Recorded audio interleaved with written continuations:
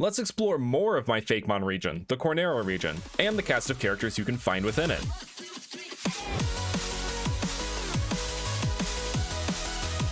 Hey everyone, Brandon here, and welcome back to another video on the map and characters of the Cornera region. If you missed the last video, make sure to go back and check that out before you watch this one so you can get up to speed on what's going on so far. Before we continue our journey through the Cornera region, make sure to hit that like button, subscribe, and hit that notification bell to keep up to date with future videos.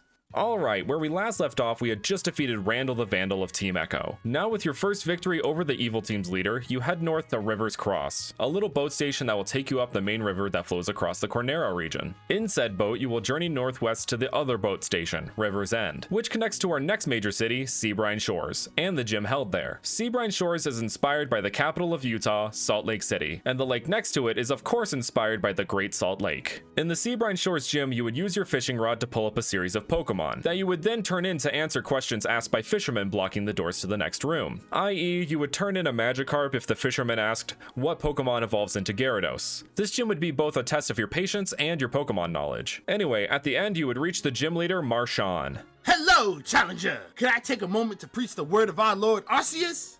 No? Well, I suppose you're here for a gym battle after all. My name is Marshawn, and I will show you how my faith flows like my water-type Pokemon.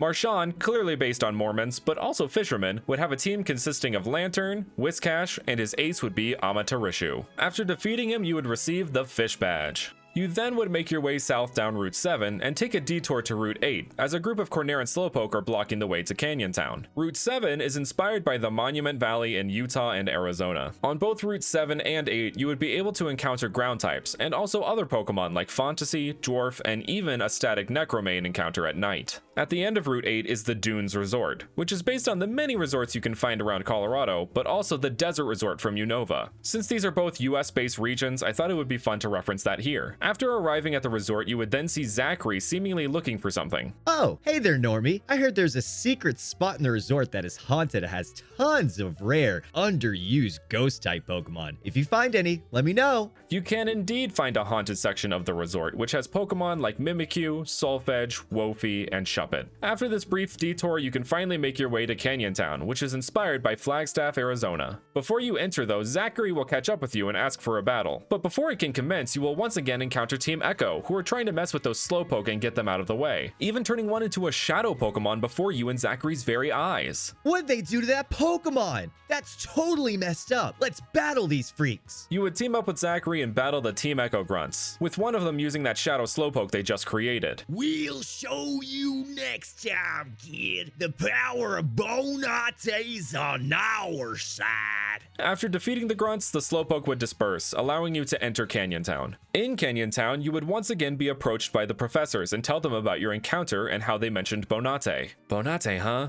Well, that doesn't spell good news. Bonate and Sohale have been dormant for a long time. How could it be on Team Echo's side? Well, it's through Sohale's radiance that we are able to make nucleotypes. Could Team Echo be doing the same thing with Bonate's darkness? That is a deeply troubling thought. Indeed. Let's hope it isn't true. Be careful if you encounter them again, and if you can, try to stop whatever it is they might be planning. Make sure to do some research of your own on Bonate and Sohale while you're here. Canyon Town has a great library. With that foreboding thought now in your mind, you would head to the library to learn the backstory of the legends of this region, which, if you don't know them, check out this video here to learn more. After that, you would gather supplies in Canyon Town before heading into the Sun Crest Canyon, which is of course inspired by the world-famous Grand Canyon, but it is also inspired by the Painted Desert of New Mexico. Here, you will of course find more ground types, but also some rock and fire types like Cornera and Farfetch'd, Salanda and Salava, Ponyta and Rapidash, Cornera and Meowth in Persian, Cornera and Ice-Q, Dwebble and Crustle, and Rockruff and Lycanroc. You will make your way down Route 9. If you want to, you can head down Route 10 to Mistpoint, but there really isn't much to see at this point in the game, and it's just a side town at the moment. Mistpoint is inspired by Roswell, New Mexico, which is famous for its alleged 1947 UFO crash, which spurred an alien craze in the town and across the US. You would be able to find Pokemon like Elgyem, Beldum, Solrock, and Lunatone around this area. Anyway, continuing down Route 11 will take you to the Regir Oasis. The Regir Oasis is inspired by Phoenix, Arizona. This town has within it a fire-type gym. The gym's theme would be a spa. You would have to work your way through rooms filled with typical spa things, like mud baths that trainers could pop out of, massage rooms in which you would fluster both the masseuse and the person getting massaged who would double battle you, and so on. After making your way through a series of awkward encounters, you would reach Brando. Well, hello.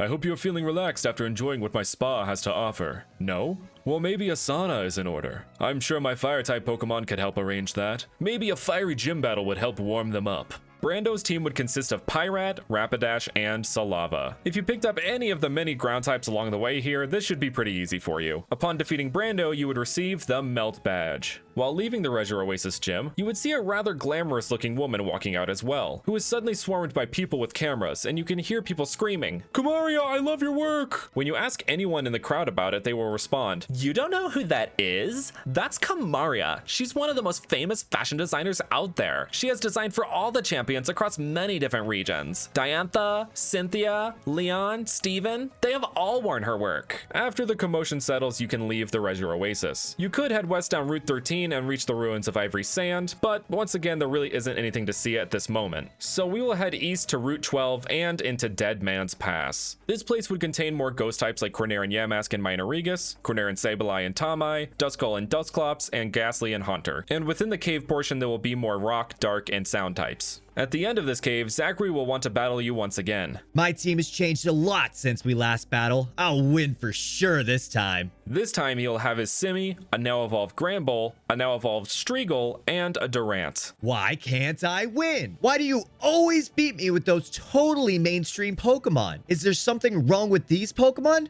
Or is it just me? Am I just that weak? After defeating him once again, he will run out of the cave. Following him will land you in Ampere City, the biggest city in Cornera and a technological powerhouse. It will feel as if you step through a portal into the future. This city is based on Telluride, Colorado, which is where the legendary scientist Nikola Tesla helped to build the world's first commercial alternating current power plant. While Telluride isn't a futuristic city, this was just a fun way of playing into Tesla's contribution to the world. If it wasn't obvious enough, Ampere City has an electric type gym you can challenge. In this gym, you would be changing the direction of an electrical current to complete a circuit that would open the door to the gym leader Malachi. Hello there, Challenger.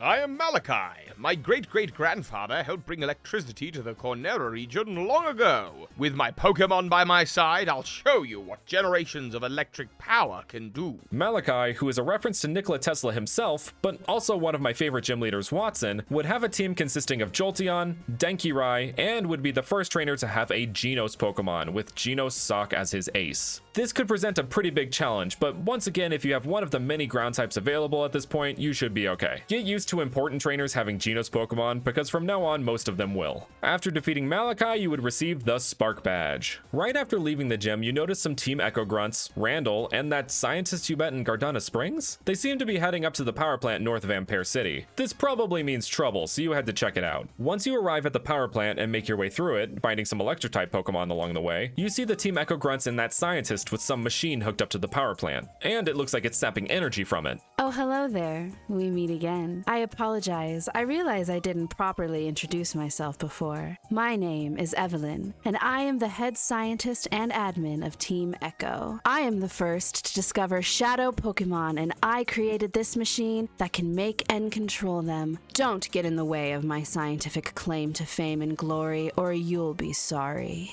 Evelyn's team would be a bit different from the other Team Echo members. She would have a Corneran Magneton, Coatitan, Iglop, and a Shadow Matang. After defeating her, you would immediately be confronted by Randall. Well, there, you little varmint. You trying to get in our way again? Well, you know I can't let that happen. Evelyn, finish up while I handle this bad egg. Randall's team now consists of Corneran Persian, Volterror, Spurfetch'd, and his Shadow Loudred. After beating him, it would be too late, and Evelyn will have got what she needs and have fled. And Randall will do the same. You can now make your way east to the Gilded Cavern, which would have many of the same Pokemon you've already encountered but evolved. Deep in the caves, you can find a static Genos Druddigon, which is the only Genos form you can find in the wild. From here, you have a couple options actually. You can either head northeast back up to Altoplas to challenge the gym there, or you can head to Vulcan Springs and challenge that gym. For the sake of this video, we'll head up to Altoplas first. Altoplas is home to a sound type gym, but before you head in, you once again see a sizable crowd and flashing lights gathering around the gym. I love you, Kamaria! Please notice me, Kamaria-senpai.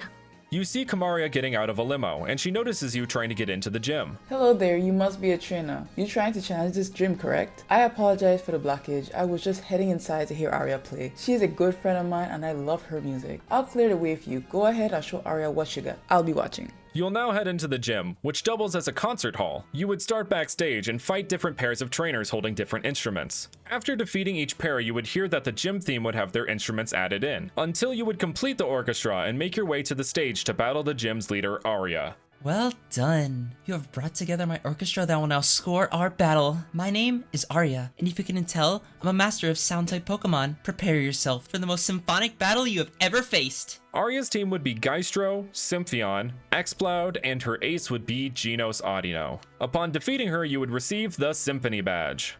With your 6th gym badge in hand, this is where we'll leave off for now. So if you enjoyed this video, make sure to hit that like button, subscribe, and hit that notification bell to keep up to date with future videos. The next video in this series will be the finale of the Cornera region as a whole, so make sure you don't miss it. Thank you guys so much for watching, and with that, I will see you guys next time.